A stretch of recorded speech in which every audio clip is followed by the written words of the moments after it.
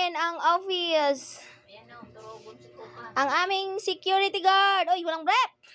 Takpan, walang brief. Tulog na tulog. Napagod din. 3 araw na nagawa ng invitation. Ayan. Anong tawag dyan? Ma'am Jing. Wow. Ayan, kay Ma'am Jing at saka kay Sir JR. Invitation. Kanilang invitation. Yan. Ginagawa na. Mainit na mainit. Ano ang masasabi nyo? Andito. Computer. Andun yung masasabi. cameo. Ako ang magsasabi. Masasabi mo, congratulations. Congratulations. Peace out. Ayan ang kanilang mga kalat dito, kalat doon. Yung pa Toink. Ano ang masasabi mo, Mr. Prinsipe? Mag-aasawa ka pa ba? Dadalawang isip na ba?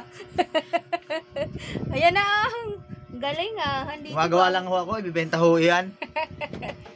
Grabe 3 days. Ilang araw nyo, 3 days nyo ginawa yan, di ba? 3 days ng tuloy-tuloy. Mula umaga hanggang gabi. Grabe ka naman sa 3 days. Kung 3 days tapos to. O, di ba? 3 days. Magti 3 days, 2 and a half. Gumawa na kayo ng pagdating Ayan guys, ginagawa na andun, meron pa doon. So yan. Sa mga balak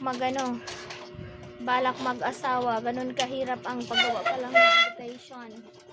Plus, marami pa kayong requirements, di ba? Marami pang requirements. Kaya ang payo, Huwag na mag-asawa. huwag na mag-asawa.